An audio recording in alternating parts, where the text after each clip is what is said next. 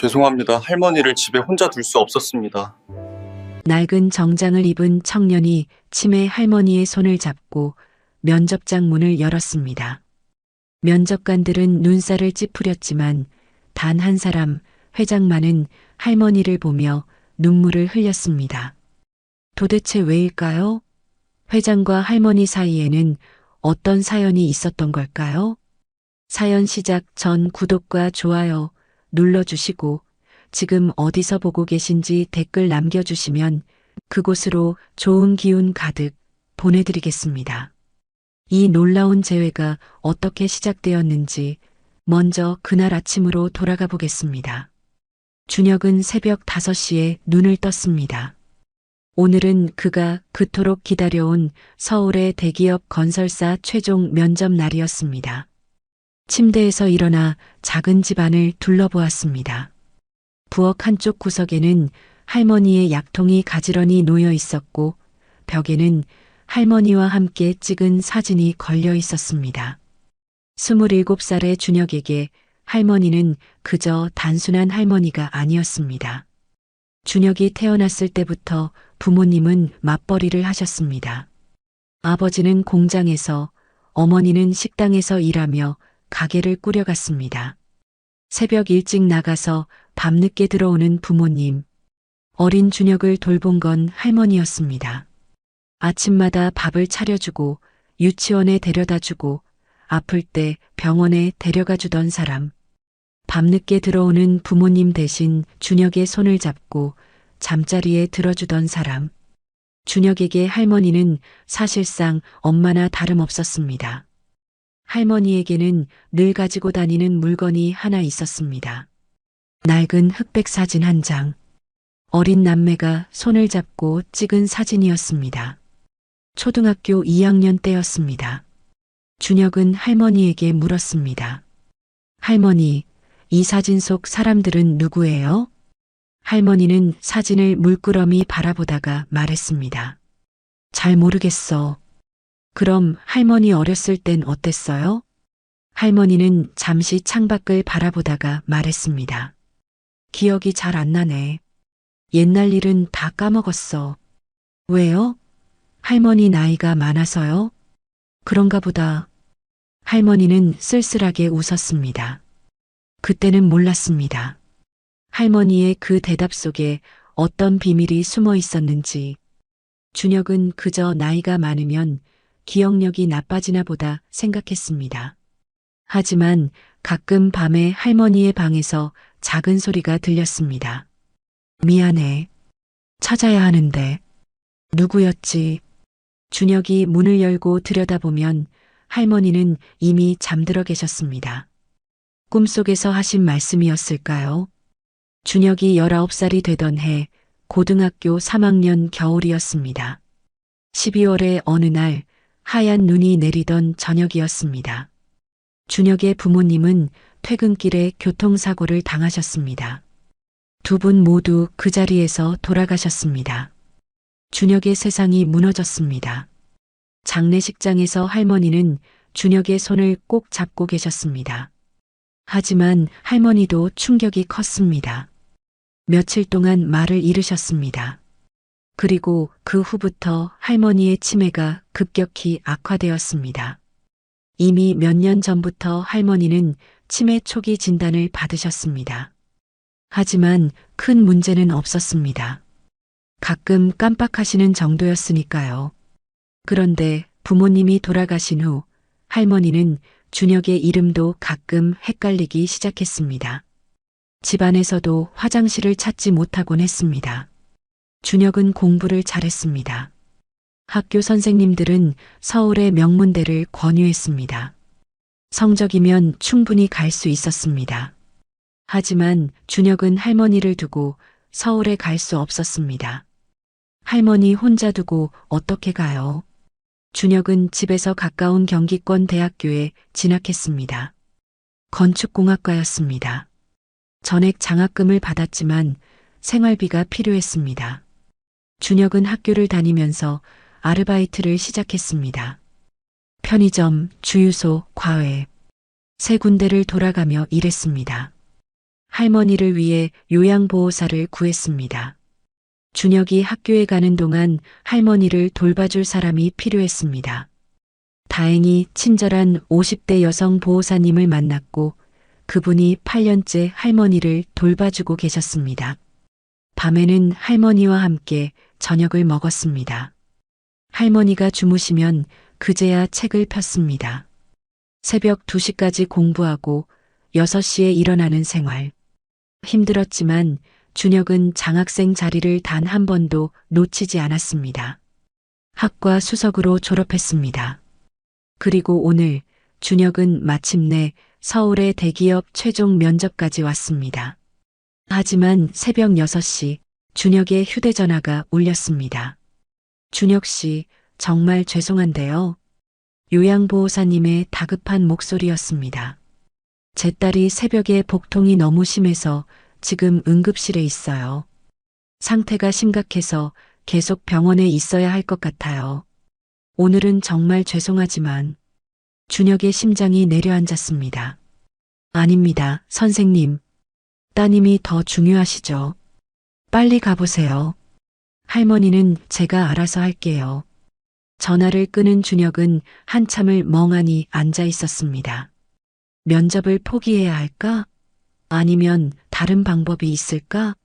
머릿속이 복잡했습니다. 하지만 곧 깨달았습니다. 다른 방법은 없다는 것을. 할머니를 혼자 둘 수는 없었습니다. 지난달에도 할머니가 치매로 혼자 집을 나갔다가 경찰서에서 연락이 온 적이 있었습니다. 그때의 공포는 아직도 생생했습니다. 만약 오늘 할머니를 혼자 두고 무슨 일이라도 생긴다면 준혁은 결심했습니다. 할머니를 모시고 가자. 시계를 보니 6시 10분. 면접은 오전 11시였습니다. 경기도 용인에서 서울 강남까지는 거의 2시간. 치매가 있는 할머니를 씻기고 옷 입히고 식사시키고 약을 챙겨드리는데 최소 2시간은 걸렸습니다.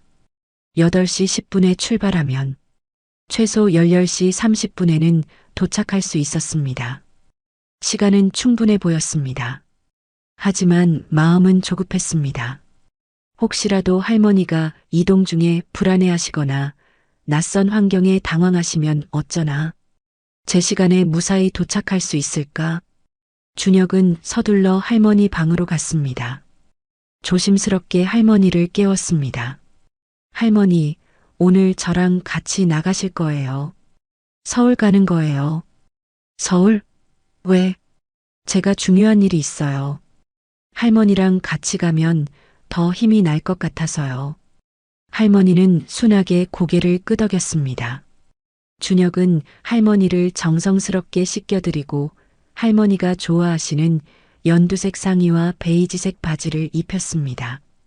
간단히 아침을 먹이고 약을 챙겨드렸습니다. 가방에는 물, 손수건, 여분의 옷, 할머니의 약까지 꼼꼼히 챙겼습니다. 8시 10분 두 사람은 집을 나섰습니다. 버스와 지하철을 갈아타며 서울로 향했습니다. 할머니는 창밖을 물끄러미 바라보며 조용히 앉아 계셨습니다. 준혁은 단 한순간도 할머니의 손을 놓지 않았습니다. 오전 10시 40분 준혁과 할머니는 강남의 고층 빌딩 앞에 도착했습니다. 유리로 된 웅장한 건물이 하늘을 찌를 듯 솟아 있었습니다. 건물 입구에는 정장을 차려입은 젊은이들이 긴장한 얼굴로 서 있었습니다. 모두 오늘 면접을 보러 온 지원자들이었습니다. 준혁이 할머니의 손을 잡고 로비로 들어서자 주변 사람들의 시선이 일제히 그쪽으로 쏠렸습니다. 저 사람 할머니랑 같이 왔네? 면접 보러 온 거 맞아? 왜 할머니를? 수군거림이 여기저기서 들려왔습니다. 준혁은 고개를 숙였습니다. 얼굴이 화끈거렸지만 어쩔 도리가 없었습니다. 할머니는 주변을 두리번거리며 불안해했습니다. 준혁아, 여긴 어디야? 볼 일이 있어서 왔어요. 할머니, 제가 옆에 있을 테니 걱정하지 마세요. 21층 면접장으로 올라가는 엘리베이터 안에서도 다른 지원자들은 준혁과 할머니를 이상하게 쳐다보았습니다. 아무도 말을 걸지 않았습니다. 차가운 침묵만이 흘렀습니다. 21층에 도착하자 복도에는 이미 여러 명의 지원자가 대기하고 있었습니다. 준혁과 할머니의 등장에 한 여자 지원자가 옆 사람에게 속삭였습니다. 저 사람 왜 할머니랑 같이 왔대? 혹시 할머니랑 같이 면접 볼 건 아니겠지? 설마 그럴 리가. 면접관들이 뭐라고 할까? 저건 좀. 복도에서도 수군거림이 이어졌습니다. 준혁은 할머니를 복도 의자에 조심스럽게 앉혔습니다. 할머니, 여기 앉아서 기다리세요. 제가 금방 올게요. 하지만 할머니는 준혁의 손을 놓지 않으려 했습니다. 같이 있어. 무서워. 준혁은 난감했습니다. 할머니를 혼자 둘 수도 없고 그렇다고 면접을 포기할 수도 없었습니다. 그때 안내 직원이 다가왔습니다. 지원자분, 곧 순서입니다. 준비하세요. 실례지만 제가 할머니와 함께 들어가도 될까요? 직원은 당황한 표정으로 회의실 쪽을 바라보았습니다. 잠시만 기다려주세요. 확인해 보겠습니다. 직원이 회의실로 들어갔다가 나왔습니다. 들어오셔도 된다고 하십니다. 하지만 직원의 표정은 여전히 난처해 보였습니다. 준혁은 깊게 숨을 들이쉬었습니다. 이 면접이 끝나면 모든 게 달라질 것입니다. 할머니와 함께 더 나은 삶을 살 수 있을 것입니다. 지금까지 8년간 버텨온 시간들이 헛되지 않을 것입니다. 준혁은 할머니의 손을 꼭 잡았습니다. 할머니도 준혁의 손을 꼭 쥐었습니다. 준혁아, 떨지 마.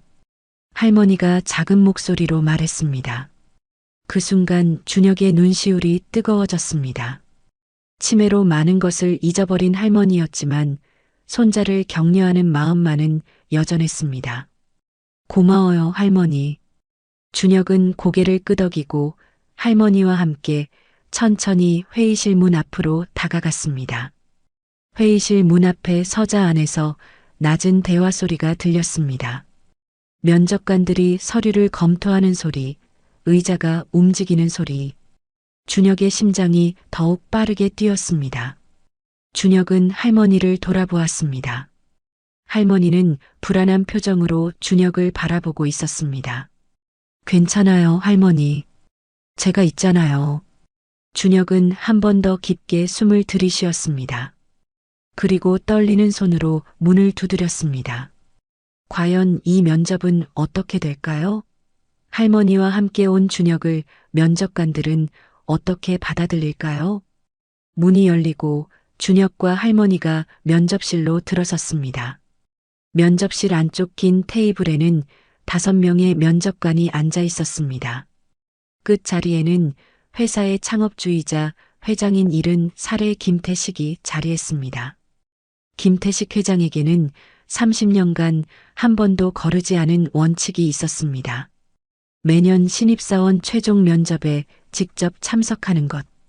회사의 미래는 신입사원에게 달려있다는 그의 철학이었습니다.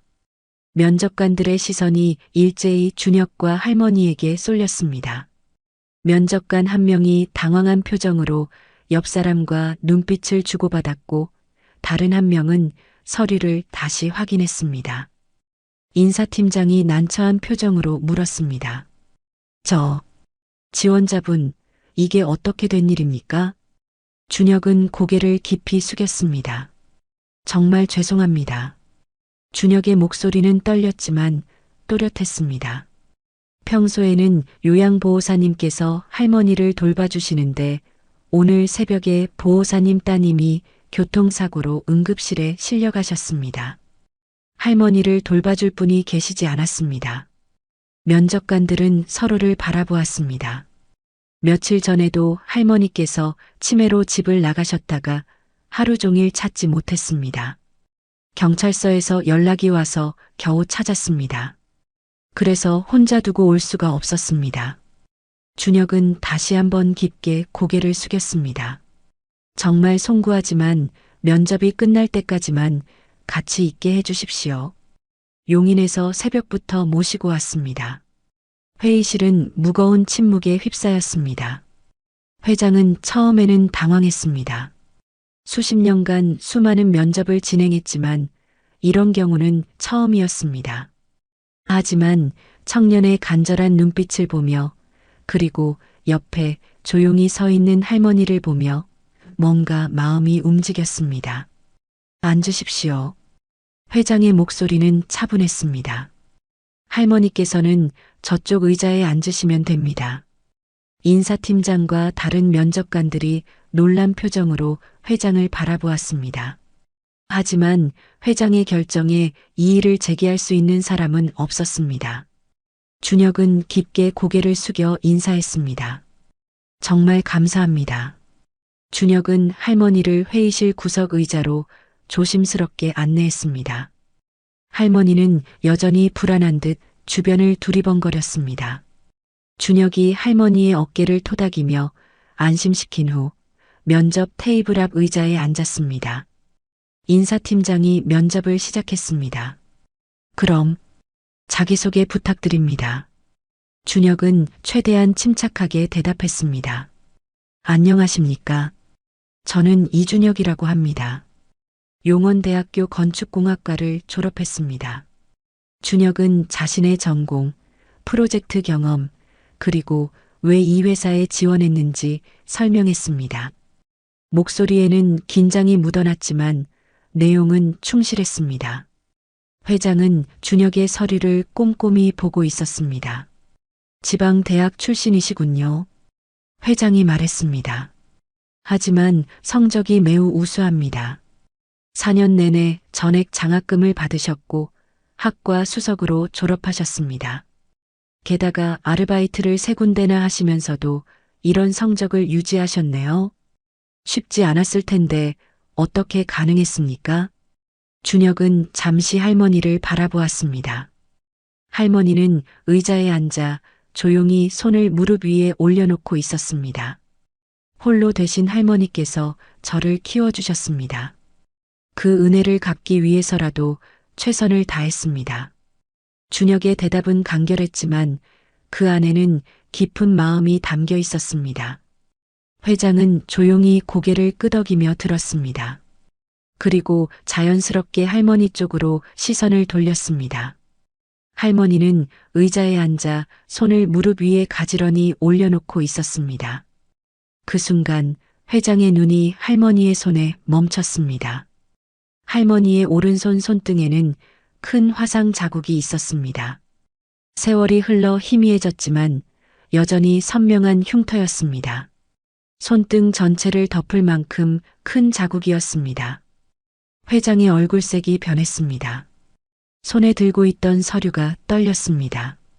회장은 천천히 고개를 들어 할머니의 얼굴을 다시 바라보았습니다. 나이 든 할머니의 얼굴. 주름이 가득하고 세월의 흔적이 역력했지만 어딘가 낯익었습니다. 그 눈매, 가늘고 부드러운 눈매, 그 코, 집안 내력인 오똑한 코, 그 입, 작고 얇은 입술. 오래전 기억 속 누군가의 얼굴이 희미하게 겹쳐졌습니다. 회장의 심장이 미친 듯이 뛰기 시작했습니다. 손이 떨렸습니다. 목구멍이 메어왔습니다. 잠시 회장이 갑자기 입을 열었습니다. 목소리가 갈라져 있었습니다. 면접을 잠시 중단하겠습니다. 다른 면접관들이 놀라서 회장을 바라보았습니다. 인사팀장이 조심스럽게 물었습니다. 회장님 무슨... 잠깐만 기다려 주십시오. 회장은 떨리는 손으로 테이블을 짚고 일어났습니다. 그리고 천천히, 아주 천천히 할머니에게 다가갔습니다. 준혁은 긴장한 표정으로 회장을 바라보았습니다. 무슨 일이 벌어지고 있는지 알 수 없었습니다. 회장은 할머니 앞에 섰습니다. 할머니는 고개를 들어 회장을 올려다보았습니다. 어르신, 회장의 목소리는 떨렸습니다. 실례지만 손에 있는 그 상처는 어떻게 생긴 겁니까? 할머니는 자신의 손등을 내려다보았습니다. 이거 잘 모르겠어. 옛날부터 있었어. 언제부터입니까? 어떻게 생긴 상처인지 기억나십니까? 기억이 안 나. 너무 오래됐어. 할머니는 고개를 저었습니다. 회장의 눈에서 눈물이 흘러내렸습니다. 70살 노인의 눈에서 주체할 수 없는 눈물이 쏟아졌습니다. 회장님, 인사팀장이 놀라 일어났습니다. 다른 면접관들도 당황한 표정이었습니다. 회장은 손으로 눈물을 닦았지만 눈물은 멈추지 않았습니다. 죄송합니다. 회장은 떨리는 목소리로 말했습니다. 제가 잠시 자리를 비워야겠습니다. 면접은 팀장님께서 마무리해 주십시오. 회장님, 괜찮으십니까? 괜찮습니다.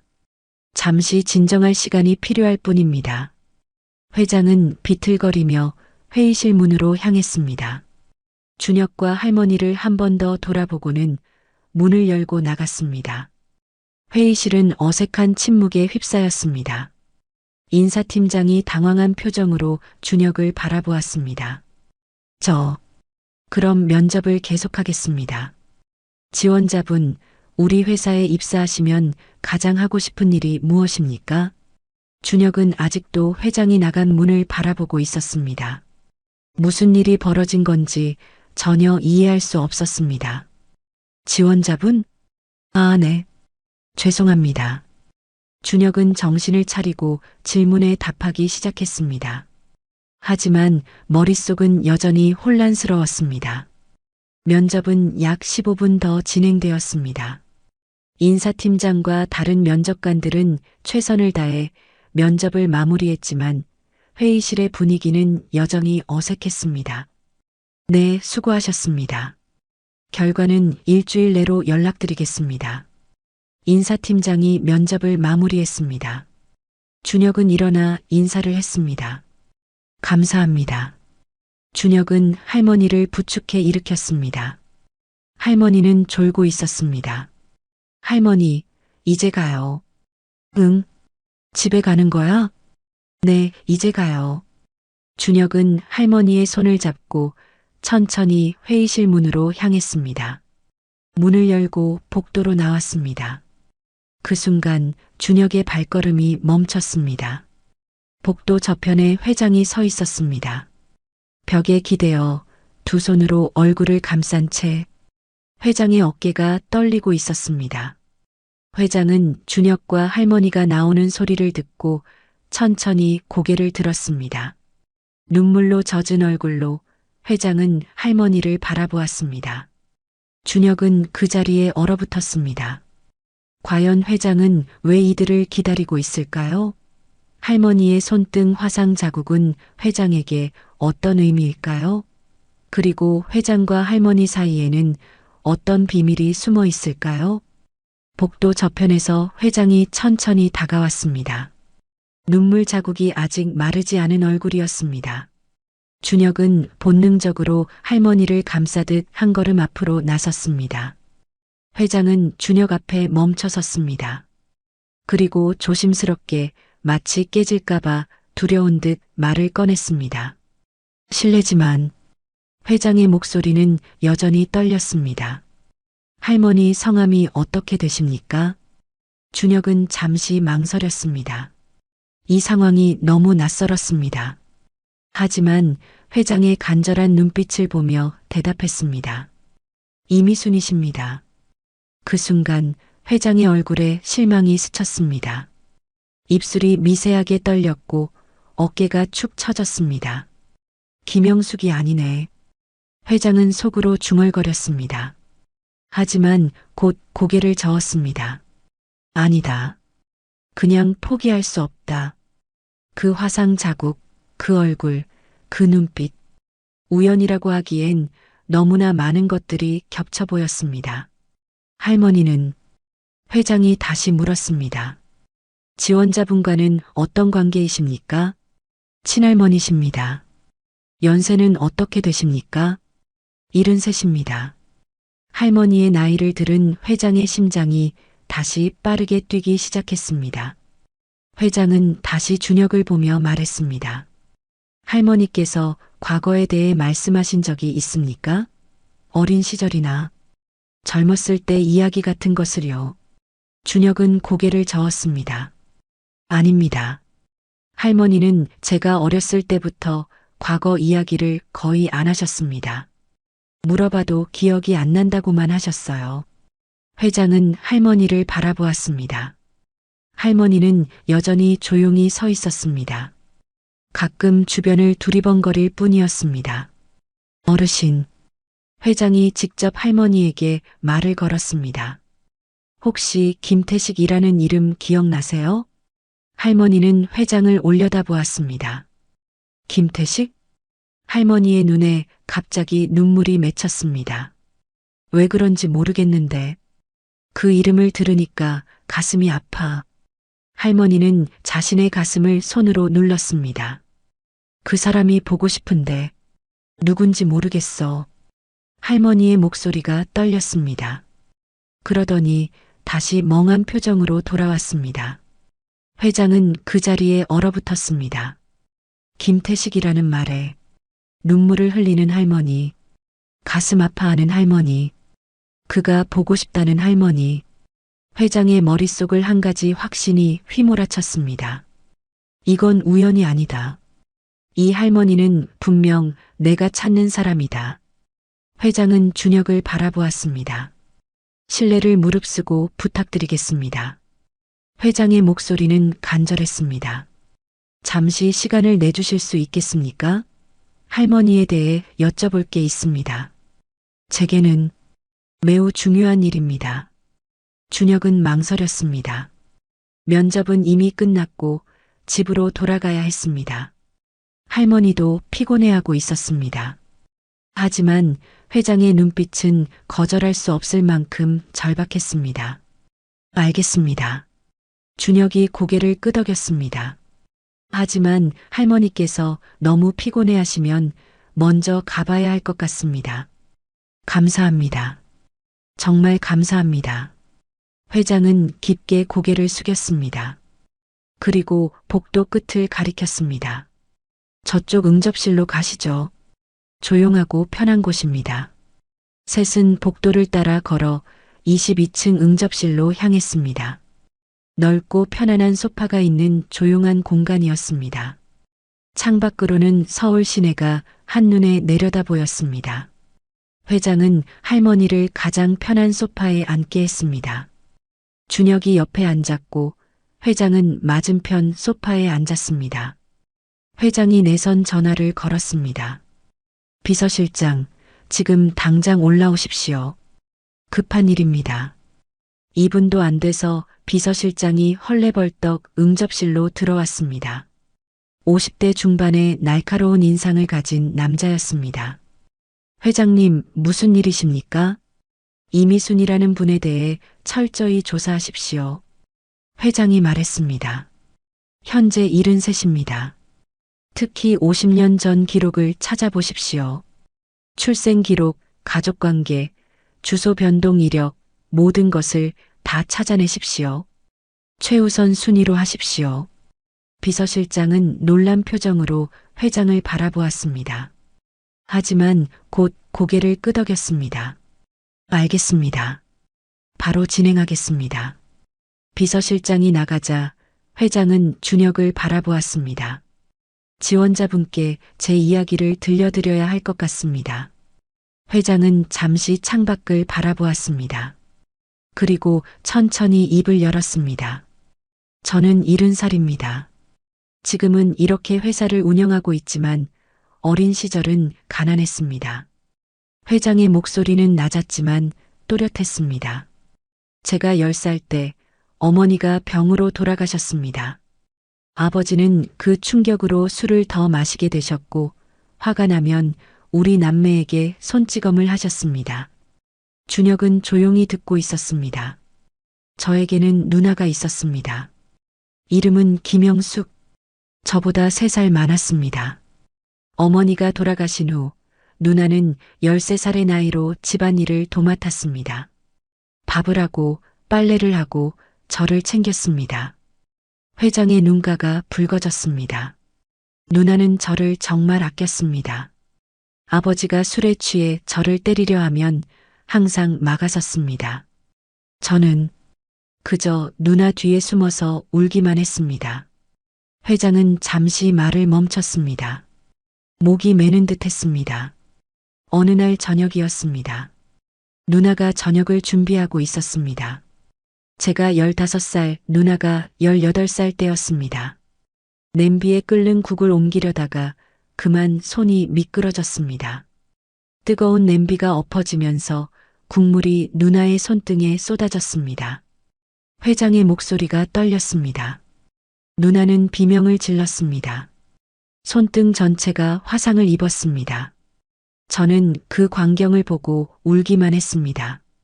누나는 병원도 제대로 못 갔습니다. 돈이 없었으니까요.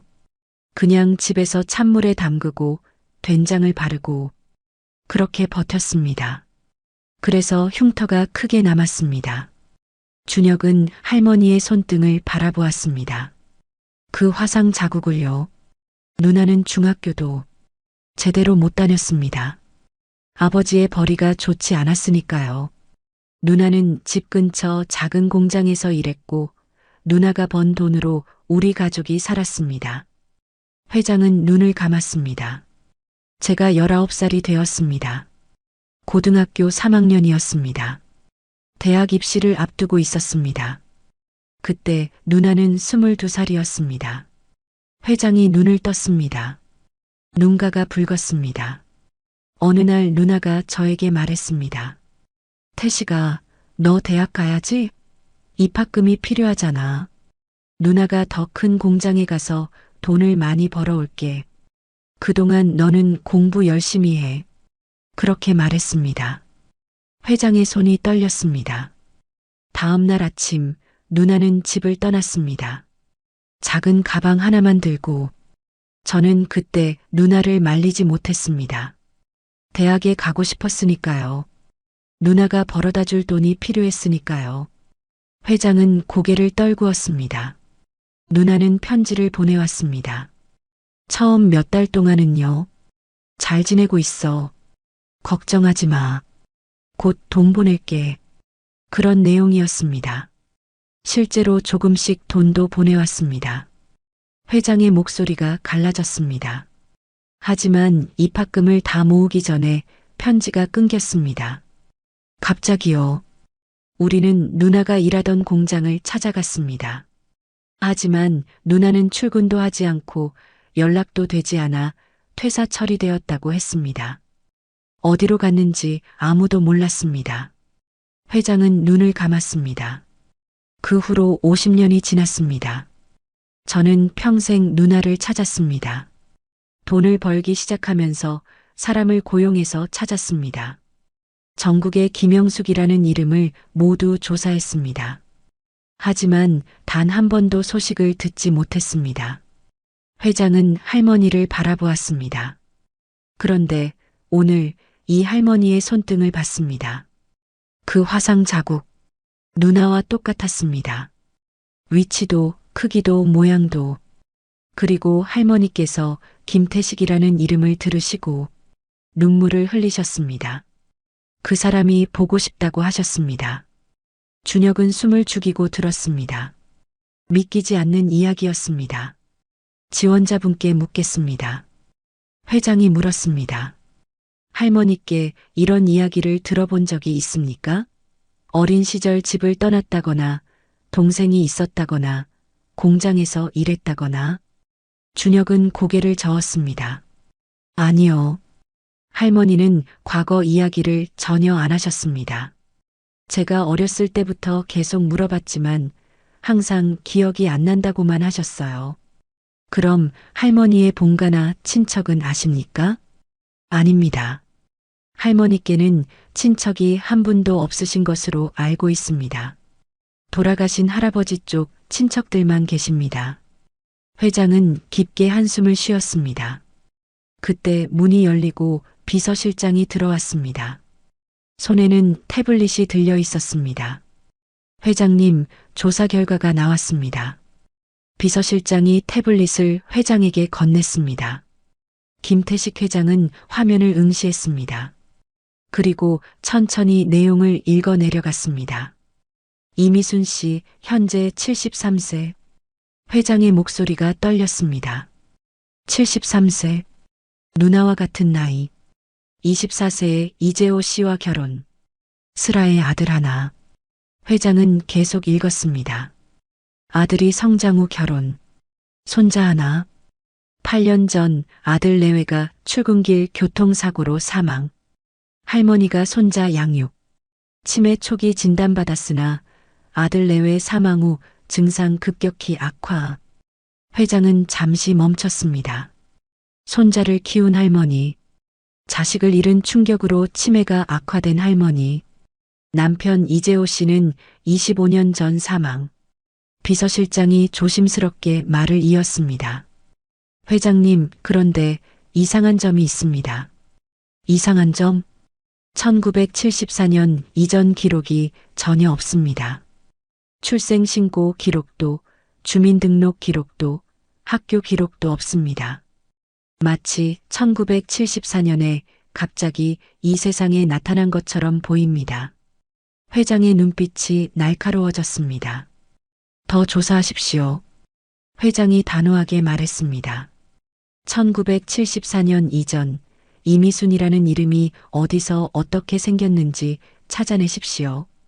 혼인신고 당시 제출한 서류들, 신분증 발급 기록, 모든 것을 추적하십시오. 그리고 회장은 잠시 멈췄다가 말을 이었습니다. 개명 기록도 찾아보십시오. 특히 1967년부터 1974년 사이 김영숙에서 이미순으로 바뀐 기록이 있는지 확인하십시오. 비서실장이 고개를 끄덕였습니다. 알겠습니다. 최우선으로 진행하겠습니다. 회장은 준혁을 바라보았습니다. 신뢰를 무릅쓰고 다시 한번 부탁드립니다. 조사 결과가 나올 때까지 잠시만 더 기다려 주시겠습니까? 준혁은 할머니를 바라보았습니다. 할머니는 소파에 기대어 졸고 있었습니다. 피곤한 모습이었습니다. 준혁은 망설였습니다. 하지만 회장의 간절한 눈빛을 보며 고개를 끄덕였습니다. 알겠습니다. 조금만 기다리겠습니다. 감사합니다. 정말 감사합니다. 회장은 깊게 고개를 숙였습니다. 응접실은 다시 침묵에 휩싸였습니다. 창밖으로는 서울의 거리가 보였습니다. 차들이 오가고 사람들이 걸어가고 세상은 여전히 돌아가고 있었습니다. 하지만 이 응접실 안에서는 시간이 멈춘 것 같았습니다. 회장은 할머니를 물끄러미 바라보고 있었습니다. 50년 만에 다시 만난 것일까? 아니면 그저 닮은 사람일까? 준혁은 복잡한 심정으로 앉아 있었습니다. 오늘 아침만 해도 그저 면접을 보러 온 것뿐이었습니다. 그런데 지금은 회장의 잃어버린 누나 이야기를 듣고 있었습니다. 할머니는 조용히 잠들어 계셨습니다. 이미순이라는 이름, 1974년 이전엔 존재하지 않았던 이름. 과연 이 할머니는 누구일까요? 김태식 회장은 할머니를 바라보았습니다. 할머니는 소파에 기대어 조용히 앉아 계셨습니다. 가끔 창밖을 바라보다가 다시 손을 내려다보는 모습. 아무것도 기억하지 못하는 듯 보였습니다. 회장은 조심스럽게 입을 열었습니다. 어르신. 할머니가 고개를 들었습니다. 혹시 포천이라는 곳에서 살았던 기억 있으세요? 할머니는 잠시 생각하는 듯 했습니다. 하지만 곧 고개를 저었습니다. 포천? 잘 모르겠어. 김영숙이라는 이름 들어본 적 있으세요? 김영숙? 할머니는 그 이름을 되뇌었습니다. 하지만 아무런 반응이 없었습니다. 기억이 안 나. 회장의 어깨가 축 처졌습니다. 준혁은 그런 회장을 안타깝게 바라보았습니다. 회장은 포기하지 않았습니다. 다른 방법을 시도해야 했습니다. 어르신, 회장이 조심스럽게 말을 이었습니다. 내가 어렸을 때 일인데요. 누나와 함께 계곡에 물놀이를 간 적이 있었습니다. 회장의 목소리는 떨렸습니다. 내가 11살, 누나가 14살 때였어요. 여름이었습니다. 아버지가 술에 취해 소리를 지르자 누나가 울고 있는 제 손을 잡고 집을 나왔어요. 그리고는 근처 계곡으로 갔습니다. 준혁은 조용히 듣고 있었습니다. 누나는 제 눈물을 닦아주면서 괜찮아, 우리 여기서 놀자라고 했습니다. 그런데 제가 그만 발을 헛디뎌 깊은 곳에 빠졌습니다. 저는 수영을 못했어요. 물을 마시고 허우적거리고 회장의 눈에서 눈물이 흘러내렸습니다. 누나가 물에 뛰어들었습니다. 옷을 입은 채로요. 저를 끌어올리려다 누나도 물을 많이 마셨습니다. 그래도 저를 놓지 않았어요. 결국 누나가 저를 밖으로 밀어냈고 저는 가까스로 계곡 밖으로 나왔습니다. 회장은 할머니를 바라보았습니다. 누나는 물에서 나와 기침을 하면서도 웃었어요. 태식아, 괜찮지? 다행이다. 누나가 있으니까 무서울 거 없어.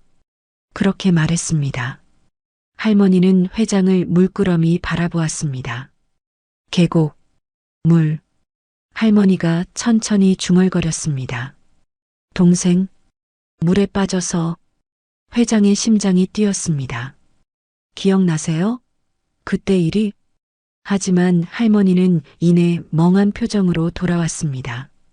잘 모르겠어. 근데 어디선가 본 것 같기도 하고. 회장은 깊게 한숨을 쉬었습니다. 그래도 조금은 반응이 있었습니다. 회장은 준혁을 바라보았습니다. 혹시 할머니께서 오래 간직하신 물건이 있습니까? 아주 오래된 것, 버리지 않고 계속 가지고 계신 것 말입니다. 준혁은 잠시 생각했습니다. 할머니께서 오래된 사진 한 장을 항상 가지고 계세요. 사진이요? 회장의 눈빛이 빛났습니다. 네. 아주 오래된 흑백 사진인데 어린 남매가 찍힌 사진입니다. 할머니께서는 왜 이 사진을 가지고 있는지 본인도 모르신다고 하세요. 하지만 절대 버리지 않으시고 가끔씩 꺼내보십니다. 준혁이 말을 이었습니다. 오늘도 할머니 가방에 챙겨오셨을 거예요. 할머니는 어디를 가시든 그 사진을 꼭 가지고 다니세요. 회장의 손이 떨렸습니다. 그 사진을 볼 수 있을까요? 준혁은 조심스럽게 할머니에게 다가갔습니다. 할머니, 가방에 있는 사진 좀 보여주실 수 있으세요? 할머니는 고개를 끄덕이며 가방을 열었습니다. 그리고 낡은 지갑 안쪽에서 조심스럽게 사진 한 장을 꺼냈습니다. 오래되어 모서리가 닳고 색이 바랜 흑백 사진이었습니다. 준혁이 그 사진을 회장에게 건넸습니다. 회장은 떨리는 손으로 사진을 받아들었습니다. 사진 속에는 어린 소녀와 소년이 서 있었습니다. 소녀는 13살쯤 되어 보였고 소녀는 11살쯤 되어 보였습니다. 두 사람은 손을 잡고 카메라를 향해 수줍게 웃고 있었습니다. 회장은 그 사진을 보는 순간 온몸이 얼어붙었습니다. 그 사진을 회장은 알고 있었습니다. 어릴 적 동네 사진관에서 처음이자 마지막으로 찍은 남매 사진. 회장의 손에서 사진이 떨어질 뻔했습니다. 준혁이 황급히 받쳐주었습니다. 이게, 회장의 목소리가 갈라졌습니다. 이게 바로 그 사진입니다. 제가 11살 때 누나와 함께 찍은 단 한 장의 사진. 회장은 사진을 뒤집었습니다. 뒷면에는 연필로 쓴 글씨가 희미하게 남아 있었습니다. 영숙이와 태식이. 그 글씨는 누나의 필체였습니다. 누나가 또박또박 눌러 쓴 글씨. 회장은 더 이상 참을 수 없었습니다. 그 자리에서 무릎을 꿇고 흐느끼기 시작했습니다. 누나, 정말 누나였어요. 50년을 찾았어요. 준혁은 놀라서 회장을 바라보았습니다. 할머니는 우는 회장을 물끄러미 바라보고 계셨습니다. 회장은 한참을 울다가 겨우 진정했습니다. 얼굴을 손수건으로 닦으며 천천히 자리에서 일어났습니다. 그때 회장이 다시 내선 전화를 걸었습니다. 비서실장, 서울대병원 신경과 김 교수님께 연락하십시오. 지금 당장 여기로 오시라고 하십시오. 회장님, 지금 교수님 진료 중이실 텐데 급한 일입니다. 제 차를 보내드리겠다고 전하십시오. 알겠습니다. 준혁은 놀란 표정으로 회장을 바라보았습니다. 회장님, 그게 제가 아는 최고의 치매 전문의입니다. 회장이 설명했습니다. 할머니의 상태를 정확히 진단받고 기억을 되찾을 방법이 있는지 물어봐야겠습니다. 30분 후 50대 중반의 단정한 인상을 가진 남자가 응접실로 들어왔습니다. 서울대병원 신경과 김민준 교수였습니다. 회장님, 급히 부르셔서 달려왔습니다. 무슨 일이십니까? 회장은 김 교수에게 상황을 설명했습니다. 할머니의 치매, 과거 기억 상실, 그리고 자신의 누나일 가능성까지. 김 교수는 심각한 표정으로 들었습니다. 그리고 할머니에게 다가가 몇 가지 간단한 검사를 했습니다. 할머니, 오늘이 무슨 요일인지 아세요? 요일? 잘 모르겠어. 여기가 어딘지 아세요? 여기. 어디지? 준혁이랑 같이 왔는데. 손잡은 이름은 기억하시네요. 좋습니다. 김 교수는 몇 가지 질문을 더한 후 회장에게 돌아왔습니다. 회장님, 잠시 따로 말씀드려도 될까요? 셋은 응접실 한쪽으로 자리를 옮겼습니다. 할머니는 소파에서 조용히 앉아 계셨습니다. 솔직히 말씀드리겠습니다. 김 교수가 낮은 목소리로 말했습니다. 할머니는 중기 치매 상태입니다. 최근 기억은 많이 손상되어 있지만 오래된 기억은 아직 남아있을 가능성이 있습니다. 그럼 기억을 되찾을 수 있습니까? 회장이 간절하게 물었습니다. 기억 상실과 치매가 겹쳐 있는 경우 일반적인 방법으로는 어렵습니다. 하지만 김 교수가 말을 이었습니다. 강한 감정적 자극이나 익숙한 환경이 도움될 수 있습니다. 예를 들어 과거에 살았던 장소, 자주 사용하던 물건, 가까웠던 사람들, 이런 것들이 잠재된 기억을 자극할 수 있습니다. 그럼 가능성이 있다는 말씀입니까? 가능성은 있습니다. 하지만 회장님, 김 교수는 심각한 표정으로 말했습니다. 무리하면 안 됩니다. 치매 환자에게 너무 강한 자극은 오히려 혼란을 줄 수 있습니다. 천천히 조심스럽게 접근해야 합니다. 그리고 가족분의 동의와 협조가 필수입니다. 회장은 준혁을 바라보았습니다. 준혁은 복잡한 표정이었습니다. 김 교수가 돌아간 후 회장은 준혁과 마주 앉았습니다. 지원자분께 무리한 부탁을 드리려 합니다. 회장이 조심스럽게 입을 열었습니다. 할머니와 지원자분, 두 분 다 제 집에 며칠만 계셔주실 수 있겠습니까? 준혁은 놀란 표정으로 회장을 바라보았습니다. 저희 둘 다요? 네. 제 집은 넓습니다. 방도 여러 개 있고요. 할머니께 최고의 의료진을 붙이겠습니다. 24시간 전문 간호사도 모시겠습니다.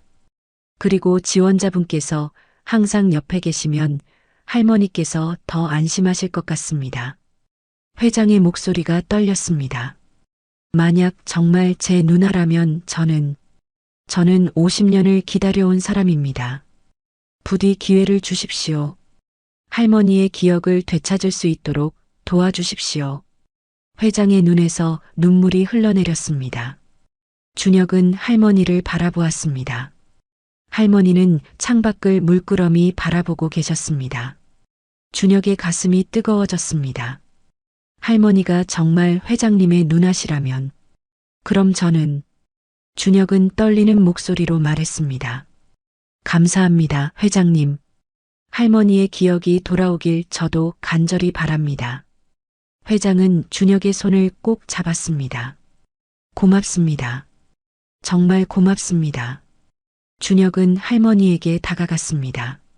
할머니, 며칠 동안 회장님 댁에 가서 계시면 안 될까요? 저도 같이 갈게요. 할머니는 준혁을 올려다보았습니다. 어디 가는데? 좋은 곳이에요. 할머니 건강도 보살펴 주신대요. 그리고 제가 옆에 있을게요. 할머니는 잠시 생각하다가 고개를 끄덕였습니다. 준혁이가 같이 있으면 괜찮아. 네, 계속 같이 있을게요. 걱정하지 마세요. 준혁은 할머니의 손을 꼭 잡았습니다. 회장은 그 모습을 보며 눈물을 닦았습니다. 감사합니다. 정말 감사합니다. 회장이 깊게 고개를 숙였습니다. 내일 아침 제가 직접 모시러 가겠습니다. 회장은 잠시 망설이다가 말을 이었습니다. 사실 제게는 50년 동안 간직해온 누나의 물건들이 있습니다. 편지, 사진, 누나가 남기고 간 작은 물건들. 언젠가 누나를 찾으면 보여드리려고 소중히 간직했습니다. 회장의 목소리가 떨렸습니다. 혹시 그것들이 할머니의 기억을 되찾는데 도움이 될까요? 준혁은 고개를 끄덕였습니다. 네, 분명 도움이 될 거예요. 차 안에서 할머니는 졸고 계셨습니다. 준혁은 창밖을 바라보며 생각에 잠겼습니다. 정말 믿을 수 없는 일이야. 할머니가 회장님의 누나시라니. 준혁의 가슴이 두근거렸습니다. 할머니는 50년 만에 동생을 만났지만 아무것도 기억하지 못했습니다. 과연 회장이 50년간 간직해온 누나의 물건들은 할머니의 기억을 깨울 수 있을까요? 다음 날 아침 8시 준혁은 할머니를 깨워 아침을 먹였습니다. 할머니는 여전히 어리둥절한 표정이었습니다. 준혁아, 오늘 어디 가는 거야? 기억 안 나세요? 어제 그 회장님 댁에 가시기로 하셨잖아요. 회장님? 할머니는 잘 기억하지 못했습니다. 하지만 준혁이 함께 간다고 하니 고개를 끄덕였습니다.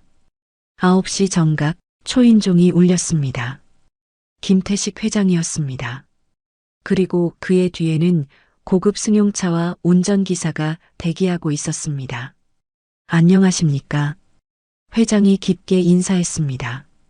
어르신, 잘 주무셨습니까? 할머니는 회장을 물끄러미 바라보았습니다. 어제 본 사람인데 기억이 가물가물했습니다. 안녕하세요. 준혁이 할머니를 부축해 현관으로 나왔습니다. 회장은 직접 할머니의 다른 팔을 잡아 차까지 모셨습니다. 차는 서울 강남의 한 고급 주택가로 향했습니다. 30분 후 넓은 정원이 있는 3층 양옥집 앞에 도착했습니다. 회장의 집이었습니다. 이리 오십시오. 회장이 할머니와 준혁을 안으로 안내했습니다. 집안은 넓고 깨끗했습니다. 하지만 화려하기보다는 따뜻한 느낌이었습니다. 2층에 있는 넓은 방으로 할머니를 안내했습니다. 창문으로 햇살이 가득 들어오는 아늑한 방이었습니다. 어르신, 이 방을 쓰시면 됩니다. 불편한 것 있으면 언제든 말씀하세요. 할머니는 방을 둘러보았습니다. 여기, 좋네. 준혁은 할머니를 침대에 앉게 하고 옆에 앉았습니다. 회장은 잠시 방을 나갔다가 오래된 나무 상자를 들고 돌아왔습니다. 준혁은 그 상자를 보는 순간 심장이 뛰었습니다. 낡고 오래된 상자. 50년은 됐을 것 같았습니다. 회장은 상자를 침대 옆 탁자에 조심스럽게 내려놓았습니다. 손이 떨렸습니다. 누님, 회장의 목소리가 갈라졌습니다. 제가 50년 동안 이것들을 간직했습니다. 회장은 천천히 상자를 열었습니다. 상자 안에는 몇 가지 물건이 들어 있었습니다. 낡은 편지 3통, 작은 은빛 머리핀 하나. 회장은 먼저 편지 한 통을 꺼냈습니다. 오래되어 누렇게 변한 종이였습니다. 이건 누나가 저에게 보낸 편지입니다. 회장이 편지를 펼쳤습니다. 그리고 떨리는 목소리로 읽기 시작했습니다. 태식아, 잘 지내고 있니? 누나는 괜찮아. 걱정하지 마. 곧 돈 보낼게. 너는 공부 열심히 해. 누나 믿지? 영숙 누나가. 회장은 편지를 읽다가 목이 메었습니다. 할머니는 편지를 물끄러미 바라보았습니다. 회장이 편지를 할머니께 건넸습니다. 누님 이 필체 보시겠어요? 할머니는 편지를 받아들었습니다. 그리고 천천히 글씨를 훑어보았습니다. 이 글씨, 할머니가 중얼거렸습니다. 익숙한데, 내가 이런 글씨를. 할머니의 손이 미세하게 떨렸습니다. 하지만 확신은 없어 보였습니다. 회장은 다시 상자에서 은빛 머리핀을 꺼냈습니다. 이건 어머니의 머리핀입니다. 어머니께서 돌아가시기 전에 누나에게 주셨던 거예요. 회장의 눈에서 눈물이 흘렀습니다. 누나가 떠나던 날 이 머리핀을 저에게 남겨두고 가셨습니다. 50년 동안 제가 간직했습니다. 회장은 떨리는 손으로 머리핀을 들어 할머니에게 다가갔습니다. 누님 제가 꽂아드려도 될까요? 할머니는 멍하니 고개를 끄덕였습니다. 회장은 조심스럽게 할머니의 흰 머리에 은빛 머리핀을 꽂았습니다. 그 순간 할머니의 눈에서 눈물이 흘러내렸습니다. 이거.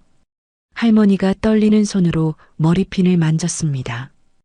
왜 그런지 모르겠는데 할머니의 목소리가 떨렸습니다. 이거 너무 소중한 거였어. 할머니는 머리핀을 만지며 눈물을 흘렸습니다. 누가 나한테 줬던 것 같은데 누구였지? 회장의 심장이 뛰었습니다. 조금씩 기억이 돌아오고 있었습니다. 회장은 할머니 앞에 무릎을 꿇었습니다. 누나, 저 기억나세요? 할머니는 회장을 물끄러미 바라보았습니다. 당신, 누구예요? 회장은 할머니의 손을 꼭 잡았습니다. 저는 태식이에요. 누나의 동생 태식이. 태식이? 할머니가 그 이름을 되뇌었습니다. 태식이. 할머니의 눈에서 눈물이 더 흘렀습니다. 왜 이 이름을 들으니까 가슴이 이렇게 아프지? 할머니는 자신의 가슴을 손으로 눌렀습니다. 준혁이 조심스럽게 다가왔습니다. 할머니, 괜찮으세요?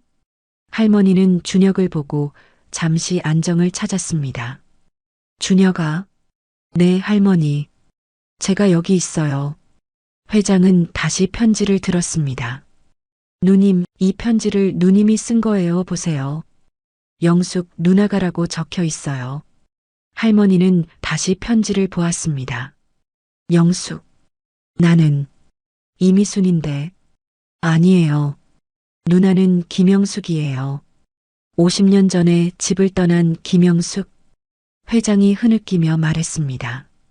할머니의 머릿속에 무언가 희미하게 떠올랐습니다. 버스, 사진, 동생. 나는 동생한테 뭔가 보내려고. 할머니가 중얼거렸습니다. 돈을, 입학금을. 회장이 고개를 끄덕였습니다. 맞아요. 누나가 제 입학금을 모으고 있었어요. 할머니의 눈빛이 조금씩 선명해졌습니다. 태식이, 너 대학 갔어? 회장은 눈물을 흘리며 고개를 끄덕였습니다. 네, 누나 덕분에 포기하지 않았어요. 1년 일하고 대학에 들어갔어요. 할머니는 회장의 얼굴을 한참 바라보았습니다. 주름진 얼굴, 백발. 하지만 그 눈은 너, 정말, 태식이야? 네, 누나. 저예요. 태식이에요. 할머니가 떨리는 손으로 회장의 뺨을 어루만졌습니다. 많이 컸네. 할머니의 목소리에 확신이 조금씩 담기기 시작했습니다. 우리 태식이 이렇게 커서. 회장은 할머니의 손을 잡고 얼굴에 비볐습니다. 누나, 제가 50년 동안 찾았어요. 미안해. 할머니가 눈물을 흘렸습니다. 누나가 입학금 못 보내줘서 그날 버스에서 사고가. 할머니의 얼굴에 고통스러운 표정이 스쳤습니다. 할머니의 기억이 천천히 돌아오기 시작했습니다. 22세의 영숙은 집을 떠난 지 몇 달이 지났습니다. 큰 공장에서 일하며 동생의 입학금을 모으고 있었습니다. 어느 날 퇴근 후 한적한 시골 버스를 탔습니다. 창가에 앉아 가방에서 동생과 찍은 사진을 꺼냈습니다. 태식아, 곧 입학금 다 모여. 조금만 기다려. 그때 버스가 갑자기 흔들렸습니다. 언덕길 급커브에서 브레이크가 작동하지 않았습니다. 버스가 전복되었습니다. 영숙은 사진을 꼭 쥔 채 머리를 부딪혔습니다. 태식아, 미안해. 병원에서 눈을 떴을 때 낯선 남자가 옆에 있었습니다. 이재호. 마침 지나가다 구조한 사람이었습니다. 이 사진을 손에 쥐고 계셨어요. 하지만 영숙은 아무것도 기억하지 못했습니다. 자신이 누구인지도. 가방은 사고로 분실되었습니다. 신원을 확인할 방법이 없었습니다. 영숙이 다니던 회사에서는 영숙이 일주일 이상 무단 결근하자 퇴사 처리하였습니다. 경찰 실종 신고와 병원의 신원불명 환자는 연결되지 않았습니다. 이재호는 영숙을 돌봐주었습니다. 시간이 지나 두 사람은 사랑에 빠졌고 결혼했습니다. 영숙은 새 이름이 필요했습니다. 이미순. 하지만 그 사진만은 버릴 수 없었습니다. 평생 가방에 넣고 다녔습니다. 같은 시간 19세의 태식은 누나를 기다렸지만 편지는 오지 않았습니다. 공장을 찾아갔지만 퇴사 처리되었다는 말만 들었습니다. 태식은 대학 입학을 포기하고 1년간 일했습니다. 21세 스스로 번 돈으로 야간 대학에 입학했습니다. 누나, 나 대학 들어갔어. 근데 누나는 어디 있어? 왜 소식이 없어? 누나. 할머니는 회장을 바라보며 눈물을 흘렸습니다. 그날 가방을 잃어버렸어. 1년 가까이 모은 돈이 다 들어 있었는데. 회장은 고개를 저었습니다. 괜찮아요, 누님. 그건 중요하지 않아요. 아니야. 내 입학금이었는데. 누나가 약속 못 지켰어. 할머니가 흐느꼈습니다. 회장은 할머니를 꼭 안았습니다. 누님, 저 대학 갔어요. 뭐? 고등학교 졸업하고 바로는 못 갔지만 제가 1년 동안 일해서 돈 모았어요. 그리고 야간 대학에 입학했어요. 낮에는 직장 다니면서요. 누님 덕분이에요. 누님이 절 위해 희생하는 모습을 보고 저도 포기하지 않았어요.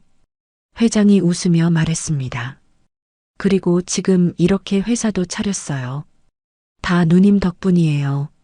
할머니는 회장의 얼굴을 어루만졌습니다. 잘했네. 우리 태식이 잘했어. 회장은 할머니의 손을 꼭 잡았습니다. 누님, 이제 편히 사세요. 제가 누님을 평생 모실게요. 할머니는 고개를 끄덕이며 눈물을 흘렸습니다. 고마워. 태식아. 그렇게 태식과 영숙은 한참을 울었습니다. 50년 만에 만난 남매.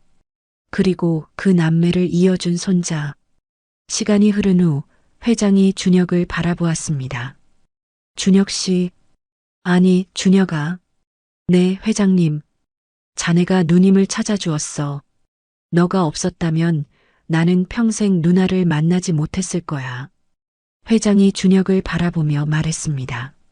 정말 고맙다. 준혁은 황급히 손을 저었습니다. 아닙니다. 저는 그냥 할머니를 모시고 왔을 뿐입니다. 아니야.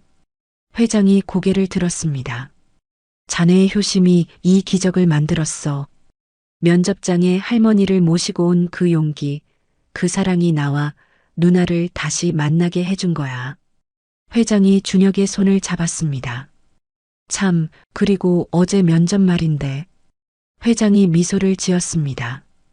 인사팀에서 보고가 올라왔어. 자네 면접을 아주 잘 봤더군. 합격할 것 같아. 준혁은 놀란 표정으로 회장을 바라보았습니다. 정말 합격했습니까? 그럼 인사팀에서 자네를 우수한 인재라고 평가했어. 내가 누나의 조카 손자라서 봐주는 게 아니야. 자네 실력으로 당당히 합격하는 거지. 회장이 준혁의 어깨를 두드렸습니다. 슬슬 입사 준비해. 한 달 뒤 준혁은 회사에 정식 입사했습니다. 그날의 면접에서 인사팀은 준혁의 서류와 면접 초반 응답을 검토한 결과 우수한 인재라고 판단했습니다. 보고가 회장에게 올라갔을 때 회장은 보고서를 보며 미소 지었습니다. 역시 누나의 손자답군요. 준혁은 합격 통지를 받고 한 개월의 준비 기간을 거쳐 입사했습니다. 할머니와 준혁을 위해 회장은 자신의 집 근처에 아파트 한 채를 마련해 주었습니다. 이건 선물이 아니라 내 의무야.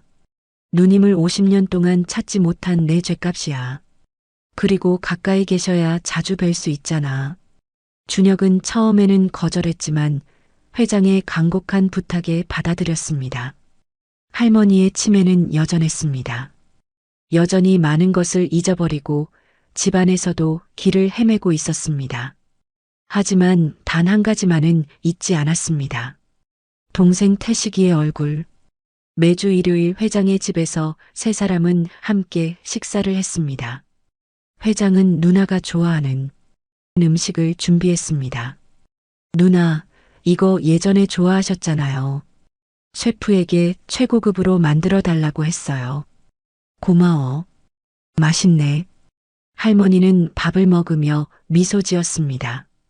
준혁은 그런 두 사람을 보며 흐뭇하게 웃었습니다. 1년 후, 준혁은 회사에서 인정받기 시작했습니다. 성실하고 똑똑한 신입사원으로 소문이 났습니다.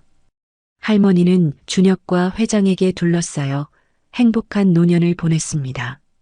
가끔 치매로 많은 것을 잊었지만 두 사람이 옆에 있으면 안심했습니다. 어느 일요일 세 사람은 함께 사진을 찍었습니다. 사진사가 말했습니다. 자, 웃으세요. 하나, 둘, 셋. 찰칵. 사진 속에는 할머니가 가운데 앉아 있고 양옆에 회장과 준혁이 서 있었습니다. 세 사람 모두 환하게 웃고 있었습니다. 회장은 그 사진을 소중히 간직했습니다. 책상 위에 액자로 만들어 놓았습니다. 그리고 그 옆에는 어릴 적 찍은 오래된 사진도 함께 놓았습니다. 어린 남매가 손을 잡고 웃고 있는 사진. 50년의 시간이 흘렀지만 그 사랑은 변하지 않았습니다. 어느 날 저녁 회장은 준혁과 단둘이 이야기를 나눴습니다. 준혁아, 정말 고맙다. 무슨 말씀이세요, 회장님? 회장은 창밖을 바라보았습니다. 누님을 찾기 위해 나는 50년을 기다렸어. 포기하고 싶을 때도 많았어. 하지만 포기하지 않아서 다행이야. 준혁도 창밖을 바라보았습니다. 저도 할머니 덕분에 여기까지 왔습니다. 할머니가 없었다면 저는 지금의 제가 아니었을 겁니다. 두 사람은 잠시 침묵했습니다. 준혁아, 네, 회장님. 너는 좋은 손자야. 그리고 이제 나에게도 좋은 가족이고. 회장이 준혁의 어깨를 두드렸습니다. 우리 함께 누님을 잘 모시자. 네, 회장님. 아니. 준혁이 미소 지었습니다. 할아버지. 회장도 웃었습니다. 그래, 할아버지라고 불러도 되지. 그날 밤 할머니는 침대에 누워 천장을 바라보았습니다. 준혁이 방문을 열고 들어왔습니다. 할머니, 주무시기 전에 물 한 잔 드릴게요. 고마워. 할머니는 물을 마시고 준혁을 바라보았습니다. 준혁아. 네, 할머니. 할머니가 행복해. 할머니의 눈에서 눈물이 흘렀습니다. 동생도 찾았고, 너도 있고, 할머니 정말 행복해. 준혁은 할머니의 손을 꼭 잡았습니다. 저도 행복해요, 할머니. 할머니 덕분에 제 인생이 바뀌었어요. 고마워. 너도 꼭 행복해야 해. 네, 할머니. 함께 행복하게 살아요. 준혁은 할머니에게 이불을 덮어드렸습니다. 편히 주무세요, 할머니. 응. 잘 자. 할머니의 얼굴에는 평온한 미소가 떠올라 있었습니다. 50년 만에 다시 만난 남매. 그들을 이어준 손자. 사랑은 시간을 뛰어넘어 다시 만나게 했습니다. 그리고 그 사랑은 계속될 것입니다. 영원히. 오늘 들려드린 이야기가 마음에 남았다면 구독과 좋아요 눌러주시고 다음 이야기에도 함께 해주세요. 그리고 주인공에게 전하는 따뜻한 응원 한마디도 함께 부탁드립니다. 함께 해주셔서 감사드리며 당신의 빛나는 인생은 지금부터 시작됩니다.